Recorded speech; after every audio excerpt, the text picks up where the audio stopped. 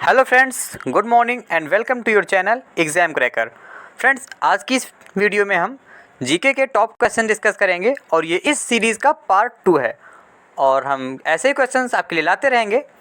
तो अगर आपने चैनल सब्सक्राइब नहीं किया तो कर लीजिए और हमारा सपोर्ट कीजिए इस सीरीज़ को आगे बढ़ाने में, और हम बेस्ट से बेस्ट क्वेश्चंस आपके लिए लाएंगे। तो चलिए ज़्यादा टाइम नहीं वेस्ट करते हुए शुरू करते हैं इस वीडियो को और देखते हैं इस वीडियो का पहला क्वेश्चन। तो पहला क्वेश्चन है दोस्तों, विश्व पृथ्वी दिवस कब मनाया जाता है? माय डियर फ्रेंड्स, आपको बताना है कि विश्व पृथ्वी दिवस कब मनाया जाता है। 29 अगस्त, 1 जुलाई, 22 अप्रैल या 21 सितंबर। तो डियर फ्रेंड्स, इस क्वेश्चन का राइट आंसर आपका ऑप्शन नंबर 3 हो जाएगा, 22 अप्रैल को। जो पृथ्वी दिवस है ये मनाया जाता है 22 अप्रैल को। और वहीं अगर हम बात करें 29 अगस्त की, तो इस दिन खेल दिवस मनाया जाता है मेजर ध्यानचंद के जन्मदिन के उपलक्ष्य में। और फ्रेंड्स, अगर हम बात करें 1 जुलाई की, तो इस दिन मनाते हैं डॉक्टर्स डे। एंड फ्रेंड्स, 22 अप्रैल को मैंने बता ही दिया है कि विश्व पृथ्वी दिवस मनाया जाता है। और अगर हम बात करें 21 सितंबर की, 21 सितंबर, तो इस दिन मनाते हैं वर्ल्ड अल्जाइमर डे। तो जो चारों ऑप्शंस हैं आपके क्लियर हो गए। 29 अगस्त खेल दिवस, 1 जुलाई डॉक्टर्स डे, 22 अप्रैल पृथ्वी दिवस और 21 सितंबर अल्जाइमर डे, विश्व अल्जाइमर डे। तो फ्रेंड्स, आशा करते हैं ये क्वेश्चंस आपको समझ में आ गए होंगे। अब बढ़ते हैं अगले क्वेश्चन की तरफ। तो फ्रेंड्स, अगला और इम्पोर्टेंट क्वेश्चन है, भारत की समुद्री सीमा तटीय किनारे से डैश दूरी तक फैली हुई है। तो आपको बताना है कि भारत की समुद्री सीमा तटीय किनारों से कितनी दूरी तक फैली हुई है। तो ये फैली हुई है 12 समुद्री मील। ऑप्शन नंबर 3 आपका राइट आंसर होगा। और अगर हम बात करें किलोमीटर्स की, तो 22.2 किलोमीटर। ठीक है फ्रेंड्स, तो ऑप्शन नंबर 3 आपका राइट आंसर है। अब बढ़ते हैं अगले क्वेश्चन की तरफ। तो फ्रेंड्स, अगला और इम्पोर्टेंट क्वेश्चन है, ये कई बार पूछा गया है और इजी क्वेश्चन भी है। तो प्रश्न है, भारत के पहले उपग्रह का क्या नाम था? आर्यभट्ट, ब्रह्मगुप्त, लल्ला, इनमें से कोई नहीं। तो फ्रेंड्स, जो भारत का पहला उपग्रह था वो था आर्यभट्ट। ऑप्शन नंबर 1 आपका राइट आंसर हो जाएगा। और ये जो है 19 अप्रैल 1975 को बैकानूर अंतरिक्ष केंद्र से लॉन्च किया गया था। तो फ्रेंड्स, इस क्वेश्चन का राइट आंसर आपका ऑप्शन नंबर 1 हो जाएगा, आर्यभट्ट। सारे डाउट क्लियर हो गया फ्रेंड्स। अब बढ़ते हैं अगले क्वेश्चन की तरफ। तो अगला और इम्पोर्टेंट क्वेश्चन है, भारत का सर्वोच्च कानून किसे माना जाता है? तो फ्रेंड्स, ये आप सभी को पता है कि भारत का जो सर्वोच्च कानून होता है ये भारतीय संविधान को माना जाता है। ऑप्शन नंबर 1 आपका राइट आंसर है। ठीक है फ्रेंड्स, भारत का सर्वोच्च कानून भारतीय संविधान को माना जाता है। अब देखते हैं अगला क्वेश्चन।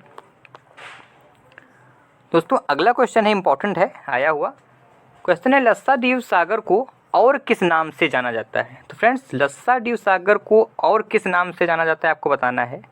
मन्नार सागर, श्रीलंकाई सागर, लक्षद्वीप सागर, मालदीव सागर। तो जो लक्षद्वीप सागर है इसको जो है लक्षद्वीप सागर के नाम से भी जाना जाता है। तो ऑप्शन नंबर 3 आपका राइट आंसर है।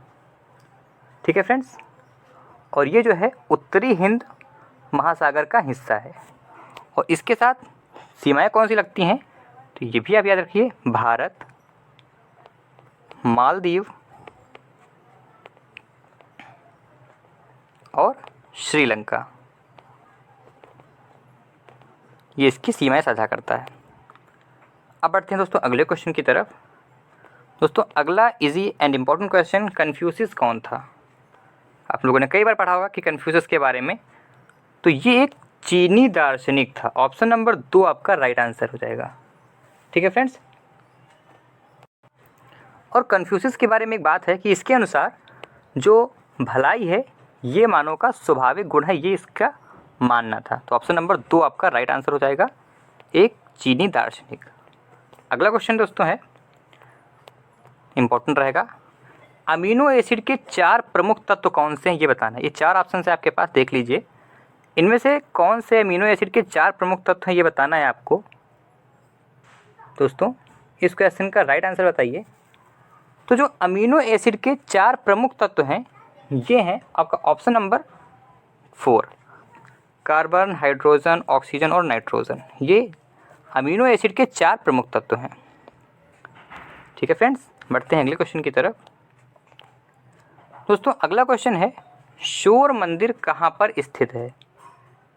दोस्तों तो शोर मंदिर जो है वो महाबलीपुरम में स्थित है। ऑप्शन नंबर 1 आपका राइट आंसर हो जाएगा।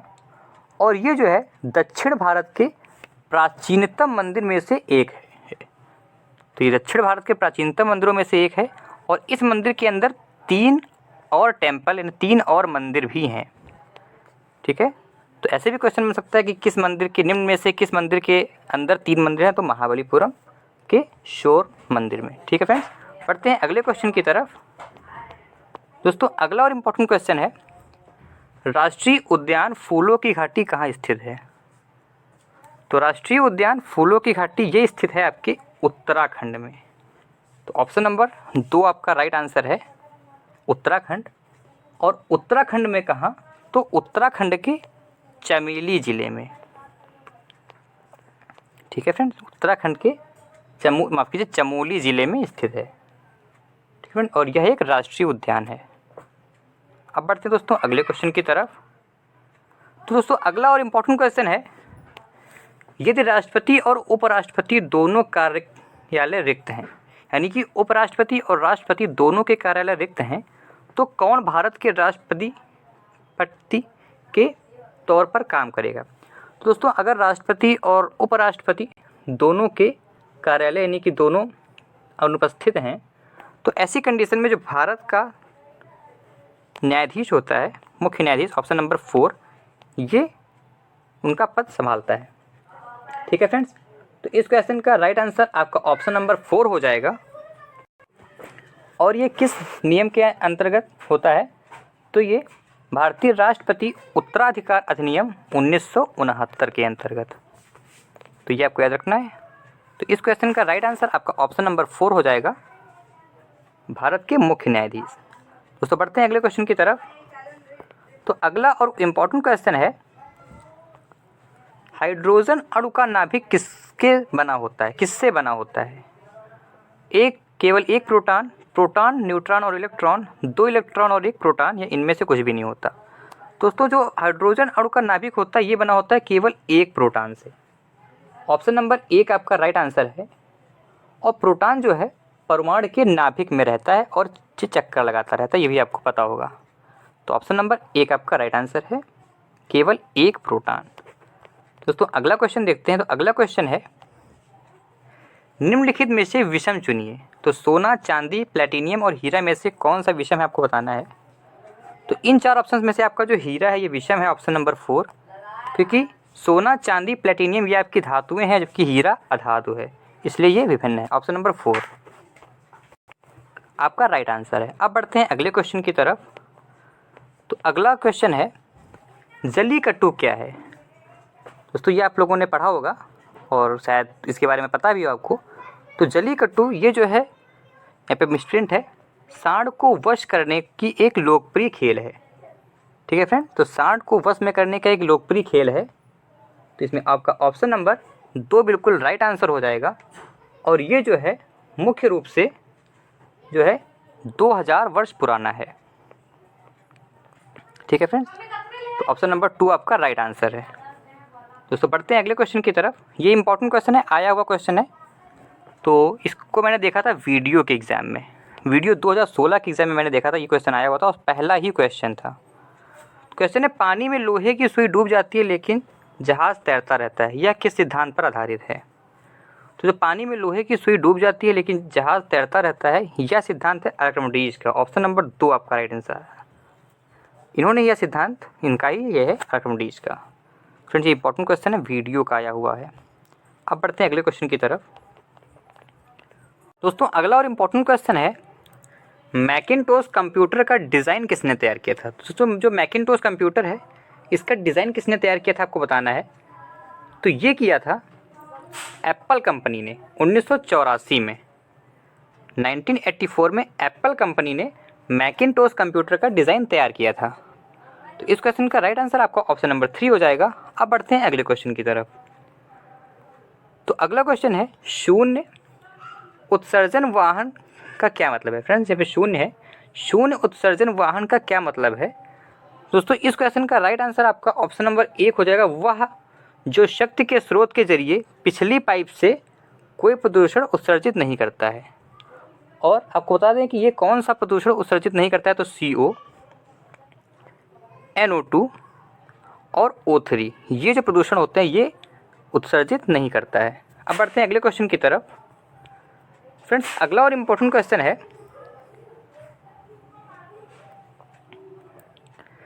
गर्मी और तापमान और उसके ऊर्जा और काम से संबंधित भौतिकी की शाखा को क्या कहा जाता है। इंपॉर्टेंट क्वेश्चन रहेगा, गर्मी और तापमान और उसके ऊर्जा तथा काम से संबंधित भौतिकी की शाखा को क्या कहा जाता है।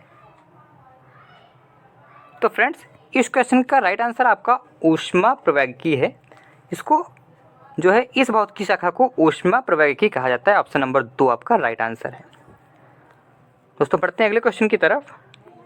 फ्रेंड्स ये इंपॉर्टेंट क्वेश्चन है कि ना चिपकने वाले बर्तनों पर किसका लेप लगा होता है।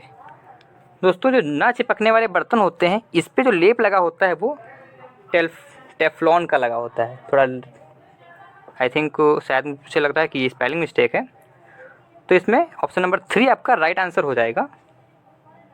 दोस्तों अब बढ़ते हैं, लेकिन एक चीज़ इसके बारे में याद कर लीजिए आप लोग कि यह जो है फ्लूरो बहुलक होता है और इसका जो पृष्ठ होता है वो चिकना होता है, इसलिए इस पर कोई चीज़ चिपकती नहीं है। तो फ्रेंड अगला और इम्पोर्टेंट क्वेश्चन है, सेकंड लास्ट, आधुनिक पेंसिल का आविष्कार सबसे पहले कहाँ हुआ था। तो फ्रेंड्स जो पेंसिल होती है ग्रेफाइट की बनी होती है, आप सभी को पता है, और जो आधुनिक पेंसिल है इसका आविष्कार सर्वप्रथम यूरोप में हुआ था। तो फ्रेंड्स ऑप्शन नंबर 2 आपका राइट आंसर है। फ्रेंड्स आधुनिक पेंसिल का आविष्कार यूरोप में हुआ था। दोस्तों अगला और अंतिम क्वेश्चन है कि सिंधु घाटी सभ्यता की सबसे प्राचीन विशेषता, सबसे महत्वपूर्ण विशेषता क्या थी। तो मेरे प्यारे दोस्तों आपको बताना है कि सिंधु घाटी सभ्यता की सबसे प्राचीन महत्वपूर्ण विशेषता क्या थी। तो ये थी ईंट के बने भवन, ये सबसे अनोखी विशेषता थी महत्वपूर्ण। तो ऑप्शन नंबर 3 आपका राइट आंसर हो जाएगा। दोस्तों अगर आपको वीडियो अच्छा लगा हो तो प्लीज़ वीडियो को लाइक ज़रूर कीजिएगा और शेयर कीजिएगा, और दोस्तों चैनल को सब्सक्राइब करना ना भूलें। Thank you friends.